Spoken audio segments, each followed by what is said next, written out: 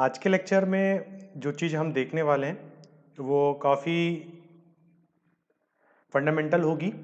मतलब आज ज़्यादा हम डेप्थ में चीज़ों को नहीं देखेंगे क्योंकि हमने पिछले लेक्चर में इथिकल डिलेमा को देखे हैं। तो पहले ही अनाउंस कर दे रहा हूँ कि इस लेक्चर को देखने से पहले ज़रूर आप इथिकल डिलेमा को देखें और उसके बाद ही इथिकल रीजनिंग को समझें। उसके पहले लेक्चर स्टार्ट करने से पहले थोड़ी सी अपडेट। हमारा एडमिनिस्ट्रेटिव एंड मैनेजमेंट जो पेपर 2 में जुड़ा है पॉलिटिक्स वाले में, जो 30 मार्क्स का है, वो हमारा कंप्लीट हो गया है। सोशियोलॉजी हमारा कंप्लीट हो चुका है, मैक्सिमम 2 से 3 लेक्चर का बचा है, वो भी कंप्लीट हो जाएगा।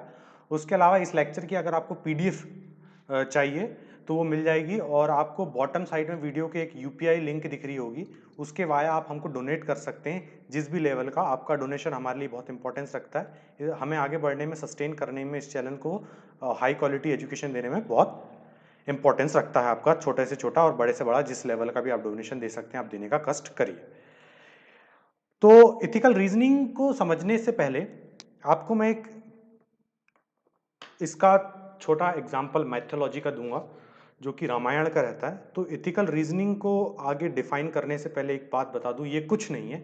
जब आप द्वंद्व में होते हो और उस द्वंद्व से निकलने के लिए आप जो रीजन अपने आप को, कारण अपने आप को देते हो, तर्क अपने आप को देते हो, ताकि वो द्वंद्व और वो दुविधा खत्म हो जाए। आप हमेशा फंसे तो रह नहीं सकते ना, उस चीज से ऊपर निकलने के लिए आपको जरूरत तो होती है। तो उस प्रक्रिया को कहा गया है नैतिक तर्क। क्योंकि तर्क तो आप कुछ भी दे सकते हो, एक जान लेने वाला इंसान भी गलत करते देख करके बोल सकते हैं मैंने इस कारण से किया, लेकिन वो नैतिक है या नहीं है कुछ डोमेन में। क्योंकि आपको मास लेवल में हार्मनी बना के रखनी है, सीधी बात है। आप स्टेट चला रहे हो, स्टेट के अंदर आप एक एडमिनिस्ट्रेटर हो, है ना। मैं गलत काम करने के बाद बहुत सारे कारण तो दे सकते हो, बहाने दे सकते हो, लेकिन इसको नैतिक क्यों कहा गया, नैतिक तर्क के पीछे क्यों रखा गया? क्योंकि आपके उस कृत्य करने से सामाजिक समरसता यानी सोशल हार्मनी और मतलब एक प्रकार से समाज का इक्विलिब्रियम बना रहे, ताकि हम सब लोग पीस के साथ रहे, वार जैसी स्थिति ना हो। तो इसका बहुत अच्छा एग्जाम्पल है, हम आगे बढ़ते हैं, देखते हैं इसका एग्जाम्पल देखेंगे। इस डेफिनेशन से आगे बढ़ने से पहले आपको मैं एक एग्जाम्पल देना चाहूंगा। वो एग्जाम्पल रामायण से उठा हुआ है। तो क्या होता है कि जब लॉर्ड राम, है ना, कितने वर्ष का वनवास काट के आते हैं? 14 ईयर्स का। जब वो रिटर्न होते हैं अयोध्या में, तो उनके सामने प्रजा क्वेश्चन कर देती है सीता की लॉयल्टी के ऊपर।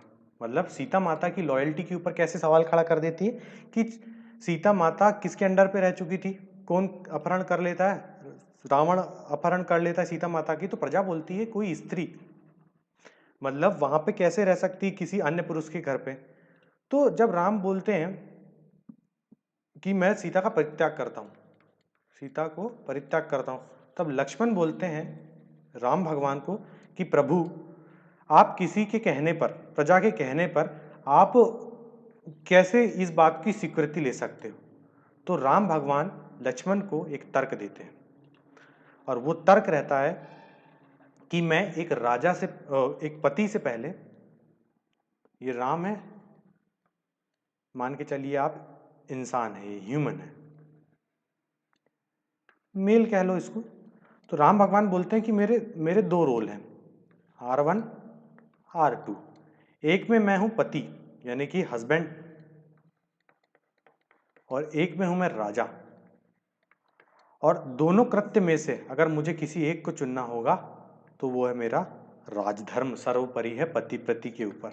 तो व्यक्तिगत स्वार्थ को क्षीण करके सामाजिक समरसता बनाने के लिए राम ने राजपथ को चुना, राजा के दायित्वों को चुना और सीता का परित्याग करा।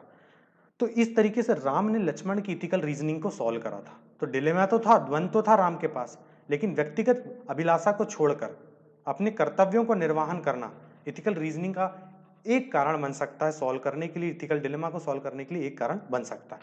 तो आपको समझ में आ गया, द्वंद्व की सिचुएशन को सॉल्व करना, वो भी नैतिक होना। नैतिक क्यों होना? ताकि सामाजिक समरसता बनी रहे, सोशल हार्मनी बनी रहे, उसको कहा गया है social harmony, ethical harmony, sorry. तो इसकी डेफिनेशन अब 3 मार्कर की देखते हैं कि कैसी बनेगी। इथिकल रीजनिंग इज अब देखो यहाँ पे 3 कीवर्ड हैं, इसको ध्यान रखना। आइडेंटिफाई करना है किसी प्रॉब्लम को, फिर उसका एक्सेस करना है एंड डेवलप करना है। Ethical argument from variety of ethical position, आपके पास यानी नैतिक तर्क, विभिन्न नैतिक पदों में से नैतिक तर्कों या फिर बहस को पहचानने, उन तक पहुंचने और विकसित करने की क्षमता। समझ रहे हो? तो आपके पास क्या होना चाहिए? एबिलिटी होना चाहिए। राम के पास एबिलिटी थी रीजनिंग को सॉल्व करने के लिए, ताकि कोई भी प्रॉब्लम को आइडेंटिफाई कर लिए, पहचान लिए, फिर उसको एक्सेस कर लिए, क्योंकि उस एक्सेस मतलब उसको एक्सेप्ट करना, और फिर विकसित करने का भी क्षमता होना। ये कहलाती है हमारी एथिकल रीजनिंग। तो हमारे पास 3 कीवर्ड है, आइडेंटिफाई करना, एक्सेस करना, डेवलप करना। ये हमारे अंदर क्षमता होनी चाहिए, किसी चीज को हम पहचान सके, उसको एक्सेस कर सके, उस तक पहुंच सके और विकसित कर सके। एबिलिटी, ये हो गई हमारी एथिकल रीजनिंग की सिंपल सी डेफिनेशन, जो कि हमारे को 3 नंबर में अगर आ गई कि आप एथिकल रीजनिंग से क्या समझते हो, तो आप ये लिए लिख सकते हो। अब क्वेश्चन कैसा बन सकता है? अभी तक तो क्वेश्चन नहीं आया एमपीपीएससी में। क्वेश्चन किस तरीके से बन सकता है ये देखेंगे अब, कि एथिकल रीजनिंग की प्रक्रिया क्या है। क्या कहते हैं कि पब्लिक सर्विस में नैतिक नीति शास्त्रीय तर्क की प्रक्रिया क्या है, ये क्वेश्चन बन जाएगा। किस तरीके से आप पब्लिक सर्विस में यानी कि लोक सेवा में आप नैतिक तर्कों का प्रयोग करोगे दुविधा को खत्म करने के लिए, ये क्वेश्चन आ गया। तो सीधी बात है, आपके पास दुविधा आ गई किसी सिचुएशन में, है ना, तो सबसे पहले हमारा जो गाइडिंग प्रिंसिपल होंगे वो कोड ऑफ कंडक्ट होते हैं, आचार संहिता होती है ना। हमने डिलेमा में देख ली किस तरीके से दुविधा को, वही बात यहाँ पे मैं रिपीट कर रहा हूँ, लेकिन आपको ध्यान देना होगा कि कैसे संविधान में लिखी हुई बातें हमारे लिए गाइडिंग होती हैं। फंडामेंटल ड्यूटीज हमको गाइड करते हैं कि यार कभी दुविधा आए तो ये हमारे को गाइड करते हैं कि भैया इनसे होकर गुजरो। डेमोक्रेटिक अकाउंटेबिलिटी ऑफ एडमिनिस्ट्रेशन, प्रशासन की लोकतांत्रिक जवाबदेही, आप अकाउंटेबल हो, आंसरेबल भी हो कोई भी सिचुएशन के, तो ये सब चीज़ें आपको द्वंद्व से निपटने के लिए काम करेंगे। रूल ऑफ लॉ, वही वाली बात आ गई कि कोड ऑफ कंडक्ट जो लिखे हुए चीज़ें हैं आप उनसे गो थ्रू होंगे, वो आपको गाइड करने का काम करेंगे। पर्सनल इंटीग्रिटी, अखंडता आपकी, ये क्या वैल्यूज़ में आ जाती हैं, ये सब चीज़ें क्या हैं हम फाउंडेशनल वैल्यू में देखेंगे, है ना। इम्पार्शलिटी एंड न्यूट्रलिटी, मतलब किसी भी आप पॉलिटिकल एसोसिएशन से नहीं होंगे, आप किसी भी सिचुएशन में क्या कहते हैं व्यक्तिगत अभिलाषा को नहीं देखेंगे, मतलब पर्सनल बेनिफिट के ऊपर नहीं देखेंगे, ये चीज़ तरीका है। लार्ज पब्लिक गुड होना चाहिए, वही सोशल हार्मनी की बात हुई थी, राम भगवान ने क्यों उस चीज़ को सुना था, क्योंकि सामाजिक समरसता को देखना था उनको। रिस्पॉन्सिव टू सिविल सोसाइटी, सीधी बात है, आप काम किसके लिए करने वाले हो, देश की जनता के लिए, देश की जनता के लिए काम कर रहे हो, तो आपकी सबसे पहली जवाबदेही किसके लिए है, आपकी सोसाइटी के लिए। तो जब कभी भी आप दुविधा में आए तो ये सब चीज़ें आपकी गाइडिंग प्रिंसिपल बनेंगे, ये आपको बार बार बताएंगे कि आपको कभी भी दुविधा में हो तो आप ये सब चीज़ें क्या कहती हैं, इस हिसाब से आप अपने कृत्यों को ध्यान दें। अब क्वेश्चन आ जाता है कि इन तर्कों की मतलब इनकी उपयोगिता क्या है सिविल सर्विस को, यानी लोक सेवा में इथिकल या फिर नैतिक नीति शास्त्रीय तर्कों की उपयोगिता क्या है। 5 मार्कर में क्वेश्चन बन गया, 11 में भी बन गया, तो आपके पास इतना कंटेंट हो गया है पिछले लेक्चर को मिला के कि आप उसको एक्सटेंड कर सकते हो। तो सीधी सिंपल सी बात है, आपके नैतिक द्वंद्वों को खत्म करने का काम किसका रहता है ना, एथिकल डिलेमा ही आपका खत्म करता है। Act as a guide to solve a problem, सीधी बात है, आप किसी सिचुएशन में हो, फंस चुके हो, तो यही तर्क ही आपको वहां से निकालने में उपयोगी होंगे।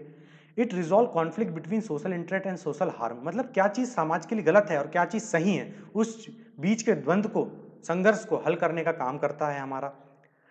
Ends internal conflict of public service servant, सीधी बात है, आदमी को कई बार ऐसा लगता है ना कि यार पर्सनल लेवल में तो ऐसा लगता है जो रूल कह रहे हैं वो सही नहीं है, मेरे को तो ये काम करना चाहिए, उन चीज़ों के बीच में भी द्वंद्वों को सॉल्व करने का काम करता है। क्योंकि कई बार ऐसा होता है कि आपको नियमों के साथ जाना ही पड़ता है, क्योंकि वो आगे जाके बाकी लोगों के लिए गलत एग्जाम्पल सेट करते हैं और फिर गलत तरीके से उसका मिसयूज होने लगता है, इसलिए अंदर की आंतरिक संघर्ष को भी खत्म करने का काम करता है। मेंटेन सोशल हार्मनी, सीधी बात है, आप काम ही किस चीज़ के लिए कर रहे हो, ग्लोबल लेवल में, सोसाइटी में, सोशल हार्मनी में, आप इसी चीज़ के लिए तो काम कर रहे हैं। इसी के साथ हमारा एथिकल रीजनिंग खत्म होता है। बहुत सिंपल सा टॉपिक था, डिलेमा के बिना इस वीडियो को देखना कोई औचित्य नहीं रहेगा, समय ही बर्बाद होगा। मैं भी इस वीडियो को एक्सटेंड करना नहीं चाहता क्योंकि चीज़ें उसमें समझा दी गई थी, इसलिए इसमें फंडामेंटल लेवल, एग्जाम ओरिएंटेड और एक एग्जाम्पल वाला आपको मैंने बता दिया, राम सीता और लक्ष्मण वाला, वो बहुत ही ब्यूटीफुल एग्जाम्पल है एथिकल रीजनिंग को सॉल्व करने के लिए। उसके बाद हम नेक्स्ट लेक्चर में conscience as a source of ethical guidance, नैतिक मार्गदर्शन के रूप में अंतरात्मा को देखेंगे। आपको नीचे वीडियो के नीचे एक दिख रहा होगा मैसेज टाइप का यूपीआई आईडी का, वहाँ से आप डोनेट कर सकते हैं, छोटा या बड़ा किसी भी लेवल का। मिलते हैं हम नेक्स्ट लेक्चर में। किसी भी लेवल का डाउट या फिर इम्प्रूवमेंट का सजेशन देना चाहते हैं तो आप प्लीज़ कमेंट सेक्शन में दीजिए, और पसंद आता है लेक्चर तो दोस्तों के बीच में शेयर करें और लाइक करने का कष्ट करें। मिलते हैं हम नेक्स्ट सेक्शन में। बहुत बहुत धन्यवाद।